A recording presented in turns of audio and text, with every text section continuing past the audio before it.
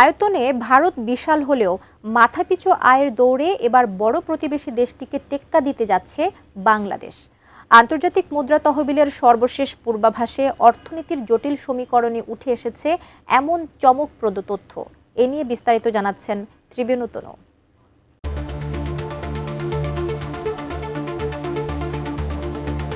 দক্ষিণ এশিয়ার দুই প্রতিবেশী দেশ ভারত ও বাংলাদেশের মধ্যে অর্থনৈতিক লড়াইয়ে যুক্ত হলো নতুন মাত্রা। IMF এর সর্বশেষ ওয়ার্ল্ড ইকোনমিক আউটলুক প্রতিবেদন অনুযায়ী চলতি বছর বর্তমান মূল্যে মাথাপিছু জিডিপির হিসাবে ভারতকে ছাড়িয়ে যেতে পারে বাংলাদেশ। 2026 সালে বাংলাদেশের মাথাপিছু জিডিপি $2,911 পৌঁছানোর পূর্বাভাস দেওয়া হয়েছে, যেখানে ভারতের ক্ষেত্রে তা হতে পারে $2,812। অঙ্কের বিচারে এই পার্থক্য খুব বেশি মনে না হলেও ভূরাজনৈতিক ও অর্থনৈতিক প্রেক্ষাপটে এর প্রতীকী তাৎপর্য বিশাল। ভারতের $3,916 বিলিয়ন বিশাল অর্থনীতি বাংলাদেশের চেয়ে প্রায় 8 গুণ বড় হওয়ার সত্ত্বেও মাথাপিছু আয়ের সূচকে ছোট প্রতিবেশী দেশটির এই সমানে সমান পাল্লা দেওয়াকে বিস্ময়কর বলে অভিহিত করেছেন বিশ্বব্যাংকের সাবেক প্রধান অর্থনীতিবিদ কৌশিক বসু। কোয়ালিটি সম্পন্ন আন্তর্জাতিক মানের still bar CSRM, committed for better still. তবে এই অর্জনের পেছনে প্রকৃত অগ্রগতির পাশাপাশি মুদ্রার বিনিময় হারের বড় ভূমিকা রয়েছে বলে মনে করছেন অর্থনীতি বিশ্লেষকরা।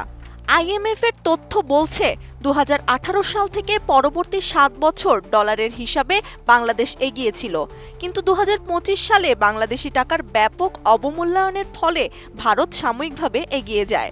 2026 সালে সমীকরণটি আবারও বাংলাদেশের পক্ষে আসার সম্ভাবনা তৈরি হয়েছে। অর্থনীতিবিদদের মতে মাথাপিছু জিডিপির এই উত্থান পতন মূলত নির্ভর করে ডলারের বিপরীতে স্থানীয় মুদ্রার মানের উপর। যখন টাকা বা রুপির মান কমে যায় তখন অর্থনীতির উৎপাদনশীলতা স্থির থাকলেও ডলারের মাপে মোট আয়ের অঙ্ক কমে আসে।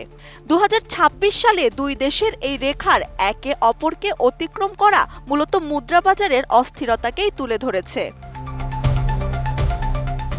তবে মুদ্রার বিনিময় হার বাদ দিয়ে যদি ক্রয় ক্ষমতার সমতা বা PPP বিবেচনা করা হয় তবে চিত্রটি ভিন্ন। IMF এর মতে PPP পদ্ধতিতে ভারত এখনও বাংলাদেশের চেয়ে অন্তত 15% এগিয়ে আছে।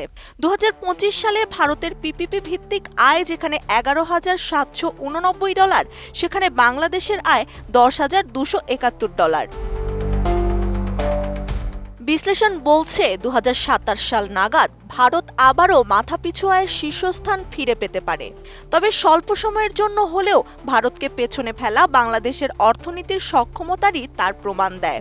এখন দেখার বিষয় বিনিময় হারের এই খেলায় বাংলাদেশ এই অবস্থান কতদিন ধরে রাখতে পারে এবং সাধারণ মানুষের জীবনযাত্রায় এর প্রতিফলন কতটা ঘটে। ত্রিবেণী তনু, ATN নিউজ।